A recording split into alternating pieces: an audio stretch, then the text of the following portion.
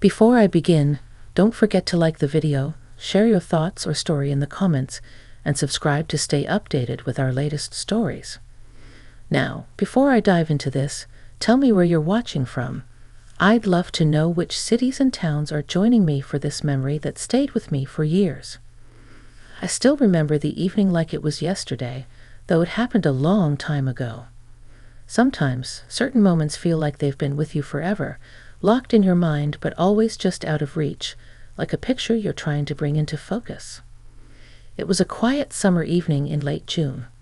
The kind of evening where the air feels heavy with the promise of warmth, but there's a soft breeze that keeps things bearable. You know, the kind of evening that begs you to sit outside and listen to the sound of crickets in the distance, the hum of life carrying on in the background. It was on one of those evenings that my friend Nancy's grandson, Jake, sat down beside me on the porch. Now I should tell you, I hadn't really spent much time with Jake before that. He was a quiet boy, not the kind who sought attention, and frankly, I think he felt out of place at family gatherings.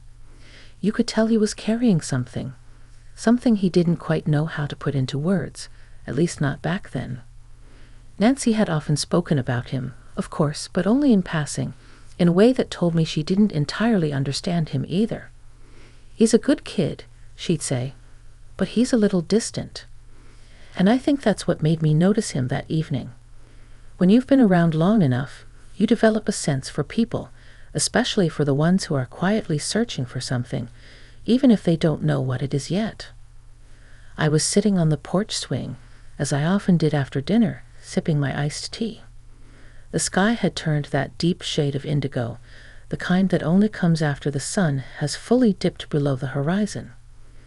The porch light was on, casting a soft yellow glow over everything, and the trees at the edge of the yard swayed just slightly with the wind. Jake had been playing with his friends as kids do, but I noticed he'd slowly walked away from the group, his footsteps quiet on the gravel path that led up to the porch. He didn't make any big gesture to announce himself. There was no, "Hey, can I sit with you?" or any awkward small talk. He just approached, sat down next to me, and then we were both silent. Now, silence can be uncomfortable for some people, but there was something different about the way Jake settled into it. It wasn't the kind of silence that feels like an elephant in the room, the kind that begs for someone to fill it with words. No, this was the kind of silence where two people simply exist in the same space, each holding their own thoughts, yet connected in a way that words could never fully express. I had always known that silence between people could mean many things. Sometimes it's awkward, sometimes it's heavy, but sometimes it's just peaceful. That's what it was between Jake and me. Peaceful.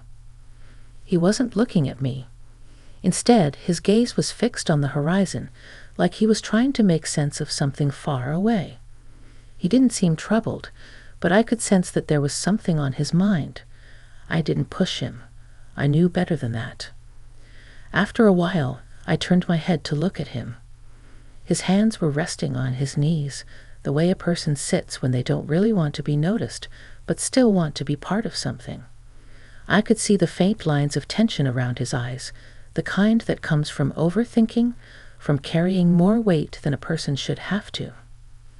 "Beautiful evening," I said, my voice soft, testing the air. He nodded, but still didn't look at me. "Yeah." There it was again, the silence. But this time I didn't feel the need to fill it. I didn't feel the usual rush to say something, anything, just to make the conversation go somewhere. Instead, I leaned back against the swing and let the evening wash over me. It's funny how you can be surrounded by so much sound, the wind in the trees, the soft murmur of voices in the distance, the occasional bark of a dog, and still feel like you're in a world of your own, like you're in a space where only you and one other person exist. That's how it was sitting there with Jake.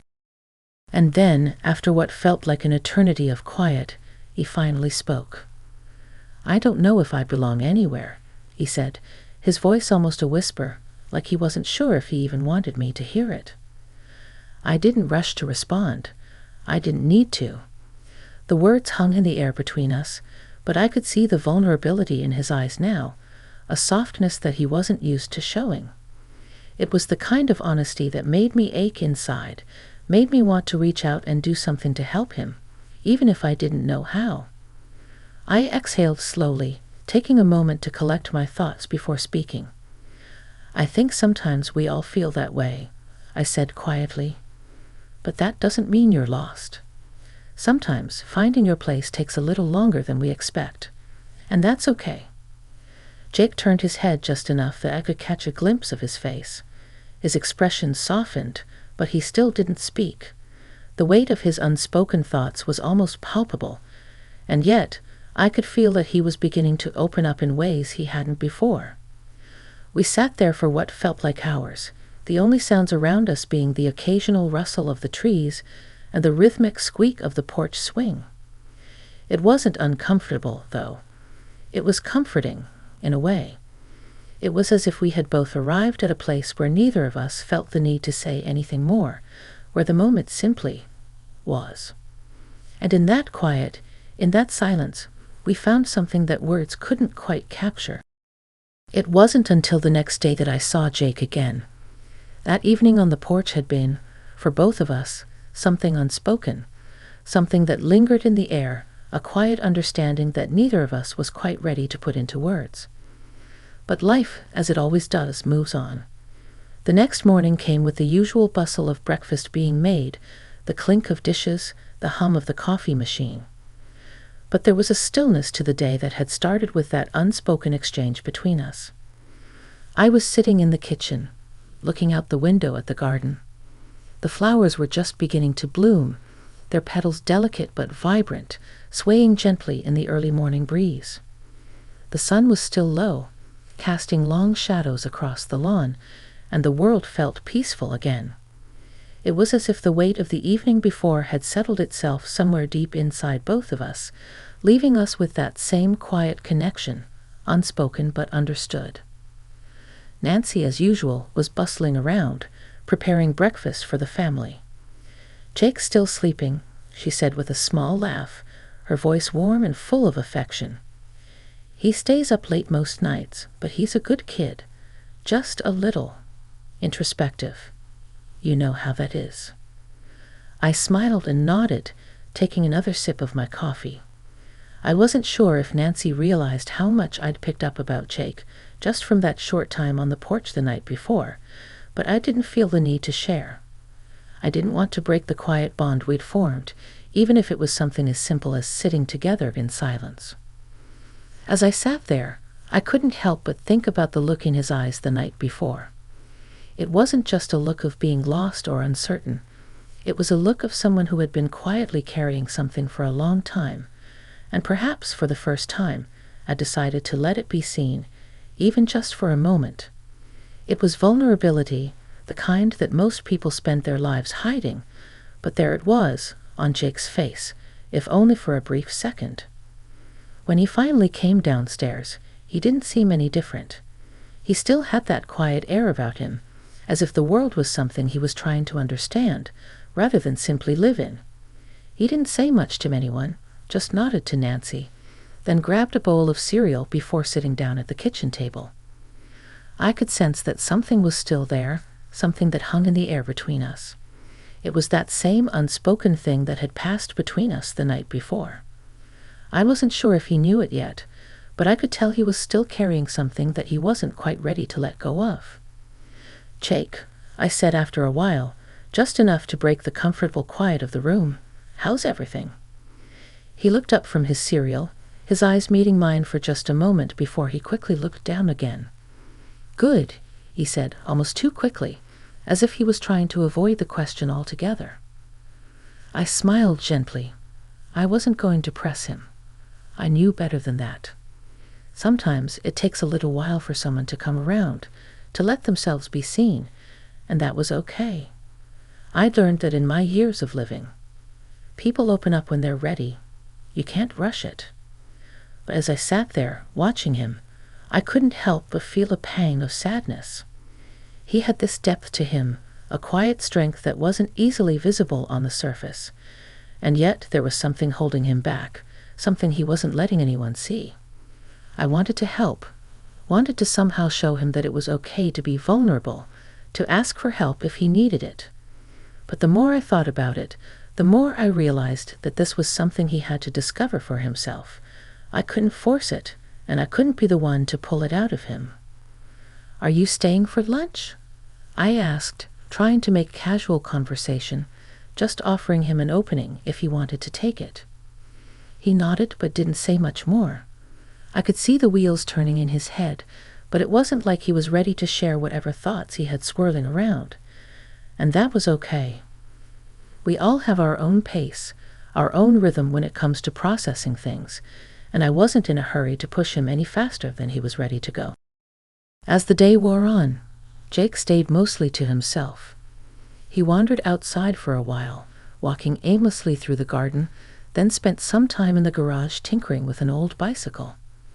I caught glimpses of him through the window, his hands moving with purpose, but his face still carrying that far-off expression. It was hard to pinpoint exactly what it was, but something told me that he wasn't just trying to fix the bike. He was fixing something inside himself. Maybe it was the solitude he needed, the quiet time to think things through. I understood that. There had been times in my own life when I'd needed silence, needed space to figure out what I was feeling before I could share it with anyone. I recognized that in him now. Later, I decided to go outside, just to see if he wanted company, but not in a way that would feel intrusive. I didn't want him to feel cornered. I walked out onto the back porch and down the path toward the garden. The sun had moved higher in the sky, casting everything in a golden hue, and the world felt warm and calm. Jake was sitting on the edge of the old wooden bench, his elbows resting on his knees, looking at the bike. The silence between us stretched long again, but this time it felt different. It felt like he was waiting for something, not for me, necessarily, but for himself. Maybe waiting for the right moment, the right words. I walked over to him slowly, careful not to startle him. When I reached the bench, I didn't sit down next to him. I simply stood for a moment, watching him as he turned the wrench in his hand. "You know," I said after a while, "sometimes when you're fixing something, you realize that it's not just the thing you're working on that needs fixing. Sometimes it's you." Jake didn't respond right away, but I saw him glance up at me. His expression had softened a little. "Maybe," he said quietly, but it wasn't dismissive. It was thoughtful, like he was really considering what I'd said. We stayed there for a while, both of us lost in our own thoughts. But it felt like the kind of silence that meant we were starting to understand each other. Not in words, but in a way that went deeper than that. We didn't need to speak much more. The moment, in all its quietness, said everything. The days following that moment in the garden were quieter than usual, but there was a change in the air, something subtle but undeniable. It wasn't as though Jake had suddenly become more open or expressive. No, he was still as reserved as ever, his words few, his thoughts wrapped tightly behind his quiet demeanor. But there was something different, something unspoken that felt lighter between us. I began to notice small things. The way Jake would look up when I spoke to him, how his gaze lingered just a little longer than it used to, like he was seeing me for the first time in a different light. Or how, when I was sitting on the porch swing in the evenings, he would sometimes drift out of the house and sit on the steps, just out of earshot, but close enough that we shared the same space. He didn't speak much, but I could feel his presence beside me, and that was enough. It was in these little moments, these silences that weren't really empty at all, that I started to realize just how much we had in common, despite the difference in age, the difference in our experiences. I could see that Jake was struggling with something, wrestling with questions that hadn't yet formed into answers. But it wasn't just that. There was a kind of quiet strength in him that reminded me of myself back when I was his age. Back when I was still trying to figure out who I was, where I belonged in a world that sometimes felt too big and too loud. I didn't want to push him to talk. I didn't want to be the one to try to fix him, because I knew deep down that you can't fix what isn't broken. Sometimes all a person needs is someone to sit with them, to share a space without demanding anything in return. And that's what I offered him. Just my presence. One evening, a week or so after our time on the porch, Jake came to sit beside me again. It wasn't planned. It wasn't as though we'd agreed on anything. It just happened. He appeared at my side without a word, just like before, and for a moment, I wasn't sure if it was going to be like last time, another quiet moment that would stretch into infinity. But it wasn't. This time there was a shift. He seemed hesitant, like he wanted to say something, but wasn't sure how to start. He sat down beside me, as if the simple act of sitting together was its own conversation. I let him take his time, as I always did. I had learned over the years that the best conversations don't always start with words. They start with trust. After a while, Jake spoke, his voice low, almost uncertain. "I don't really know what I'm supposed to do next," he said, the words hanging in the air, heavy but true. I glanced at him, noticing the way he was fidgeting with the hem of his shirt, his fingers tugging at the fabric as if he could pull some kind of answer from it. He was searching, I could see that now. Searching for something solid to hold on to. I didn't rush to respond. I didn't feel the need to fill the silence with empty words. Instead, I let it hang between us, like a bridge we were both crossing together. "You know," I said finally, my voice calm, "when I was your age, I had no idea what I was supposed to do either. I felt lost. I thought I was the only one who didn't have it figured out." Jake looked at me then, really looked at me, his eyes wide with something that I couldn't quite place. Maybe it was surprise, maybe it was recognition, maybe it was both. "Really?" I nodded. "Really?" And I spent a lot of time thinking that I had to figure it all out by myself. But the truth is, sometimes you don't have to have it all figured out right away. Sometimes you just need to be patient. With yourself, with the world around you. Things will come when they're supposed to. He turned his gaze back to the horizon, his eyes still distant, but I could see something change in the way he sat, his shoulders relaxing just a little, the tension in his body easing. It was a small thing, but it was there. And I knew that, in that moment, he was listening to me, not just with his ears, but with his heart. "I don't really talk to anyone about stuff like this," Jake admitted, almost sheepishly. "I mean, I don't even really know how." I smiled gently. "You don't have to talk about everything all at once. Just take it one step at a time. And if you ever want to talk, I'll be here. No pressure. Just whenever you're ready." Jake nodded slowly, his eyes still fixed on the sky. We sat in silence again, but this time it wasn't uncomfortable. It wasn't the same heavy silence from before. This one felt like a quiet agreement between us, an understanding that didn't need to be spoken aloud. We both knew something had shifted, but neither of us was rushing to define it. It was enough just to be in that moment together. The days that followed were much the same. Jake would appear quietly at my side, sometimes for just a few minutes, sometimes for longer. There were no grand gestures, no deep confessions, just quiet moments shared on the porch swing or in the garden. He didn't talk much about what he was going through, but every time he sat beside me, I could tell he was getting a little bit closer to figuring it out. And I was beginning to understand that maybe that was the most important thing I could offer him, that quiet space to breathe, to exist without judgment, to know that he wasn't alone in his search. One evening, as the sun began to set, painting the sky in shades of orange and pink, Jake sat down beside me again. This time he didn't say anything right away. He just leaned back, letting the warmth of the evening settle around us. For a long while, neither of us spoke, but when the silence finally broke, it wasn't with words. It was with a shared understanding, a quiet connection that we had both slowly built, without either of us realizing it. And somehow, that felt like enough. As summer stretched on, something in the air changed. The days began to feel fuller, heavier with all the moments that had passed between Jake and me. I couldn't quite put my finger on it, but it was as if the silence we had shared, those quiet evenings and unspoken exchanges, had turned into something more. I had always known that sometimes the most meaningful connections don't come from the words you say, but from the spaces you share. And that was what Jake and I had. We had something unspoken, but it was real, something that didn't need to be defined or put into neat little boxes. It was a late afternoon when it finally happened. The air was thick with the kind of summer heat that makes everything feel a little dreamier, a little softer around the edges.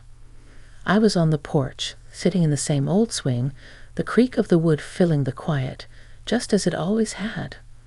I'd been reading for a while, though my mind was drifting. Every so often I'd glance up to the yard, watching the wind rustle through the leaves, and I could feel the familiar weight of time hanging there, time that had passed without us realizing it. Jake was outside too, but he was at the far side of the garden, working on something. I couldn't see exactly what he was doing, but I could hear the soft clink of tools, the scratch of something being fixed. I knew him well enough by now to understand that fixing things, whether it was an old bike or a broken chair, was how he processed what was going on inside him. It was his way of grounding himself when everything else felt too overwhelming. I'd learned to recognize that subtle rhythm of his, that careful focus he put into each movement, as if by fixing something in the world around him, he could fix what was happening within. As I sat there, watching the light shift across the yard, I found myself thinking about the changes in Jake over the past few weeks. His shoulders seemed less burdened now. His gaze wasn't as distant, though still thoughtful. The quiet moments we'd shared were starting to create something tangible, something more than just passing time. It wasn't exactly friendship, at least not in the traditional sense. But it was something deeper, something that came from mutual respect, from shared spaces, and from the kind of understanding that doesn't need to be explained. And then, as if the universe decided it was time for something to shift again, Jake stood up from his work in the garden and walked slowly toward me. He didn't say anything as he sat down next to me on the swing. For a moment, we just sat there, side by side, the air still warm, but the evening beginning to settle into its usual coolness. It wasn't strange, this silence. It felt right, comfortable in a way that only time can create. But then Jake did something he hadn't done before. He leaned his head back against the swing, closed his eyes for a moment, and just breathed. The sound was small, but it was enough for me to know that whatever was going on in his mind, he was beginning to make peace with it. And when he opened his eyes, there was something different in them, something that hadn't been there before. It was a kind of quiet understanding, a kind of acceptance. "I think I'm starting to get it," he said, his voice soft but steady. I turned to him, surprised at how those words felt like a weight being lifted. It was subtle, but the change in him was palpable, as if the very act of saying those words allowed him to release something he'd been holding on to for far too long. "Get what?" He turned his head toward me, his gaze a little clearer now. "I've been trying to fix everything, thinking that if I could fix enough things, I could fix me. But I think I've been going about it all wrong." I nodded slowly, letting the words hang in the air between us for a moment. I knew exactly what he meant. There's something about that age, that moment when you feel like everything in your life has to be perfect, like you have to have all the answers, or else you're failing. I had felt it too, all those years ago. The pressure to be something you're not, to try to control everything around you just to feel like you belong. "I think it's okay not to have all the answers," I said softly. "I think sometimes just sitting with the uncertainty is enough." Jake looked at me, his eyes a little softer now, a little warmer. "I think I needed to hear that," he said quietly. "That it's okay to not have it all figured out. I've been so focused on trying to be perfect, like if I'm not, I'll disappoint everyone, especially Grandma." There it was again, the thing he'd been carrying inside him. the weight of expectations, the fear of letting people down, especially the people we love the most. It was something I knew well, something I had wrestled with for years. And now, here was Jake, opening up in his own quiet way, not because he had to, but because he finally felt like it was safe to. "I don't think your grandmother expects perfection from you," I said gently.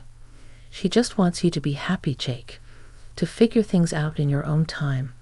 And she loves you for who you are, not for what you can fix or accomplish." He looked at me for a long time, and for a moment I thought he was going to say something more. But instead he simply nodded, a quiet understanding settling between us. It wasn't much, but in that moment I knew that something had shifted in him. It was as if he had finally given himself permission to stop carrying that weight alone. We sat there for a while longer, the world around us quieting as the sky began to darken. The porch light flickered on, casting a soft glow around us, but we didn't need it to see each other. The light we had found, the quiet understanding we built together, was enough. Before he stood up to go inside, Jake turned to me, his voice quiet but genuine. "Thanks," he said simply, "for listening, for just being here." I smiled, my heart full. "Anytime, Jake, anytime." And just like that, we didn't need any more words. He turned and walked back toward the house, leaving me sitting on the swing, looking out at the stars beginning to twinkle in the night sky. It wasn't the grandest of moments. It wasn't some dramatic turning point in his life, but in that small, quiet exchange, I knew something had changed, something that was more meaningful than any of us could have anticipated.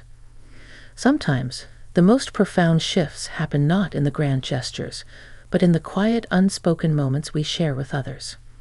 And as I sat there, watching Jake walk back inside, I realized that what we had, our silence, our space, our understanding, was enough.